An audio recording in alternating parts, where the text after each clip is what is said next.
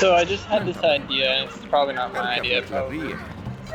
Astrology, if someone is, you know, telling me this, and it's probably something that exists already, but I had this idea of having 4th house, 5th house, 6th house, so basically breaking the 12 houses into 4 quadrants, and basically it being,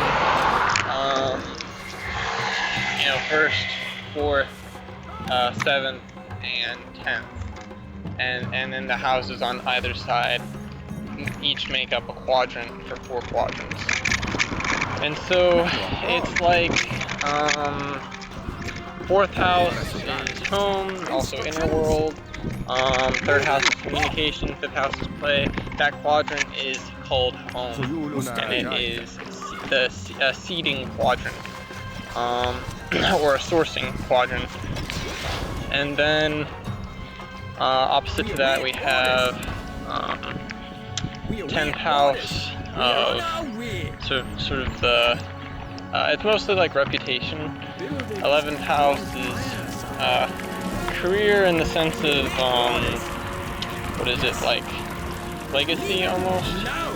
Like what is the identity of the whole thing? What are the long-term plans, etc. 9th house then is philosophy.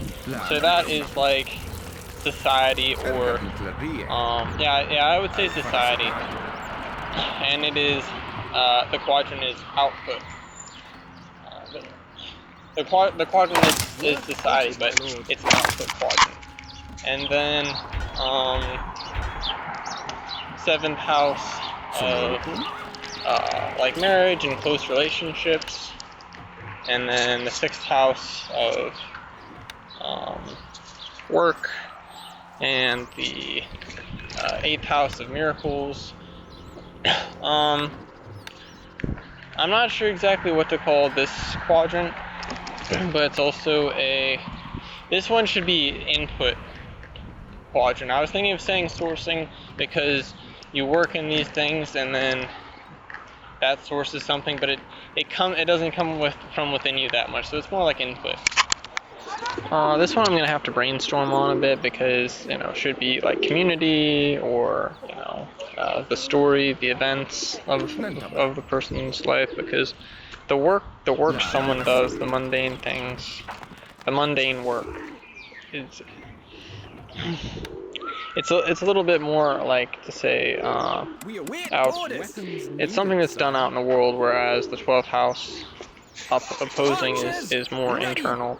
The 6th house can also represent personal grooming and things of that nature, but still, you know, it's like there is some externalness to it. And then the 7th house is, you know, the close relationships, and the 8th house is miracles, other people's money, things like that. So you could say commerce or community.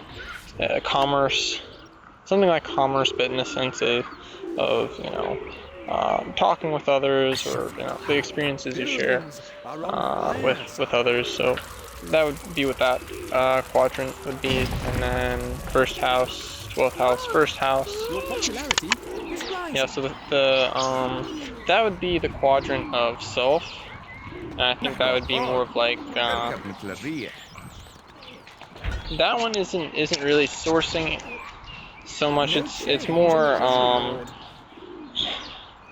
yeah, I think that one would be, that quadrant would be seed. And so then the quadrant of the 1st and 2nd quadrant would then be like related in that way. But at the same time, the 1st house is showing something out to society, but it's also the most basic self. So yeah, I think it's the seed. So seed quadrant, sourcing quadrant, commerce, or whatever it ends up being called, quadrant, and then the last one is the output quadrant, society. So I think that's a really interesting way to look at it. And it's helpful because sometimes it's easy to get lost in the different themes of the houses. And of course, you know, there's an intuition side of astrology. But yeah, I think it's just a great way to simplify it, and then I think it can make it easier to teach to new people in astrology to make it simplified. But I want to use it to teach myself, you know. But yeah, maybe it could even be used for that someday or something.